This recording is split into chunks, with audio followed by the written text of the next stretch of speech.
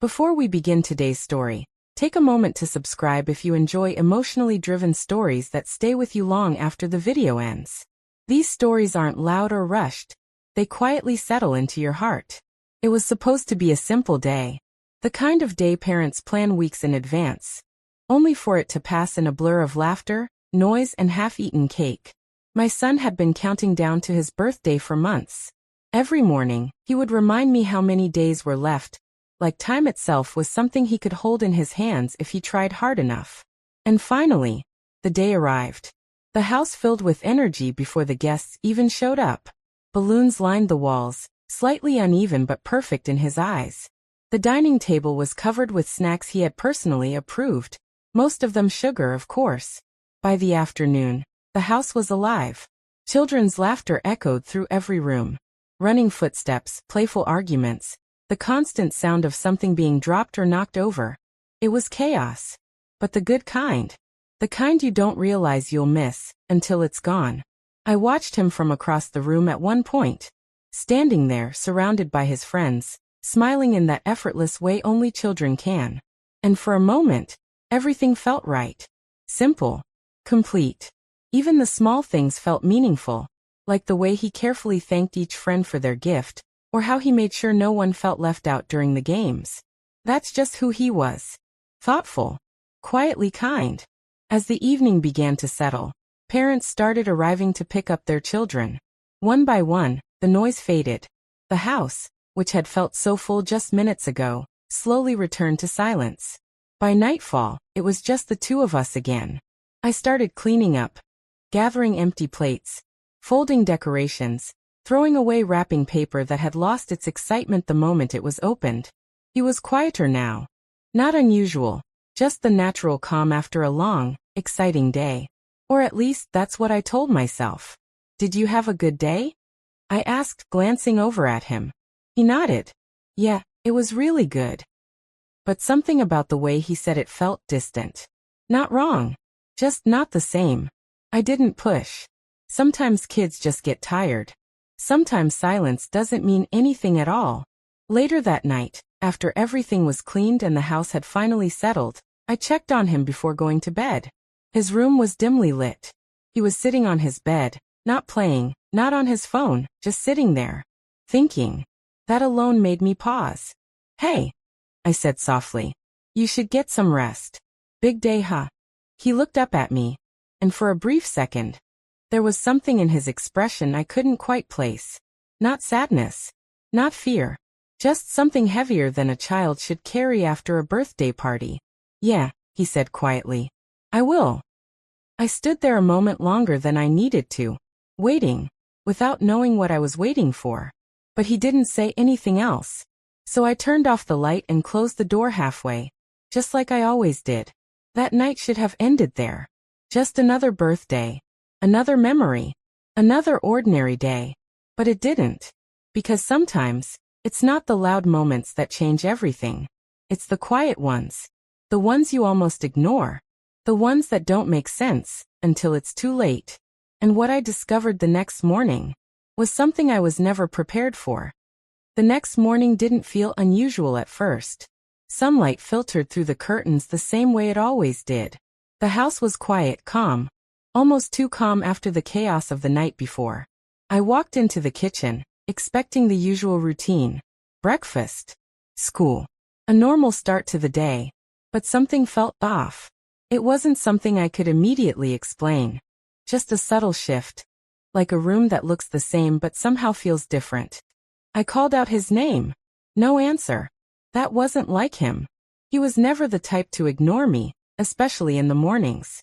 Thinking he might still be asleep, I walked toward his room and gently pushed the door open. His bed was empty, the blanket slightly folded. Like he had gotten up early. Again, not impossible, but unusual. A small knot of concern began to form in my chest. I checked the bathroom. Empty. Living room. Nothing. That's when I noticed it. The front door wasn't fully closed. It was slightly open, just enough for the morning air to slip inside. My heart dropped. I stepped closer, pushing the door open slowly, my mind racing through possibilities I didn't want to consider. Maybe he just stepped outside. I whispered to myself. But something inside me knew. It wasn't that simple. I grabbed my phone and called his name again, louder this time. Still nothing. That's when the silence stopped feeling peaceful and started feeling wrong. I quickly stepped outside, scanning the street. Everything looked normal. Neighbors going about their day. A car passing by. The world moving forward like nothing had changed. But for me, everything had. I went back inside, trying to stay calm. Think. Don't panic. There had to be a reason. And then I saw it.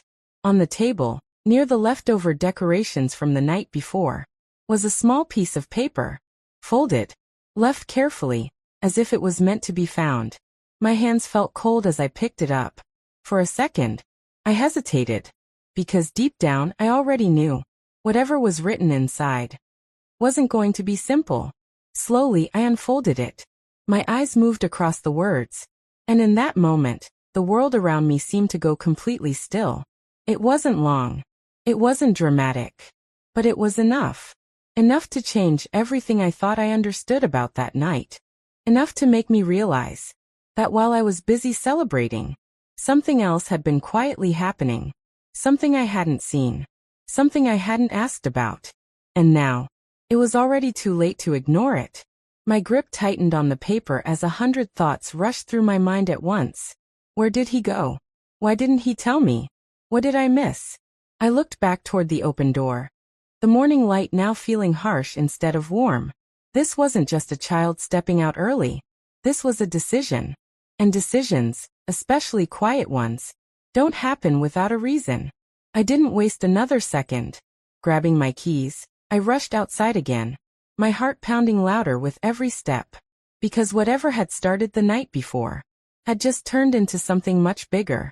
And I had a feeling.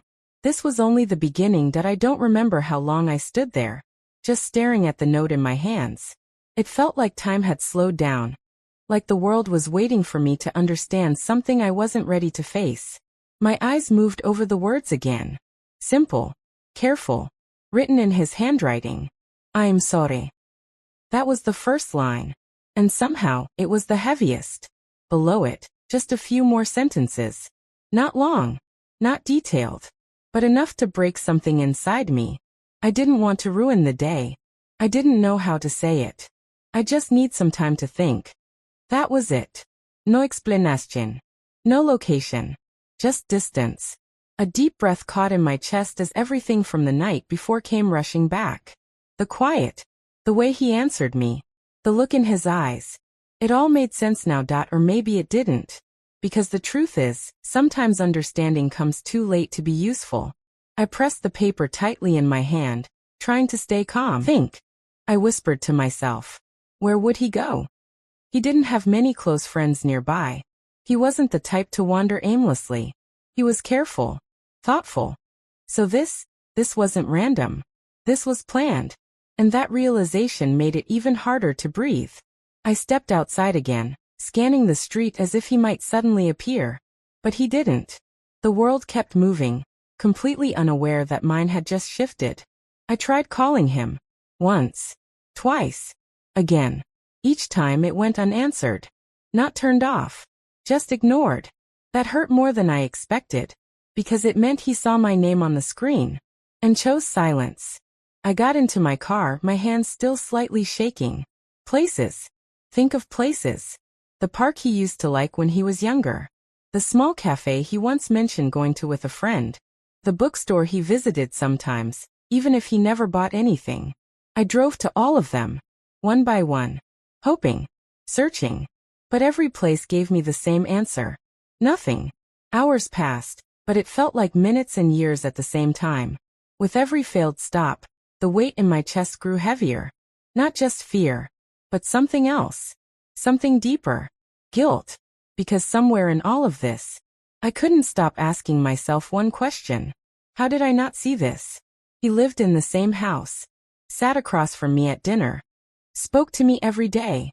And yet, whatever he was carrying, he carried it alone. By the time I returned home, the silence felt different. Not empty, but accusing. Like the walls themselves were asking the same question I couldn't answer. I walked back to the table and picked up the note again. This time, I noticed something I had missed before. At the very bottom, almost as if he had hesitated before writing it, there was one last line, smaller than the rest, almost hidden. It's not your fault. My eyes stayed on those words longer than anything else, because somehow, they made it worse. Some silences carry more truth than words ever could, and sometimes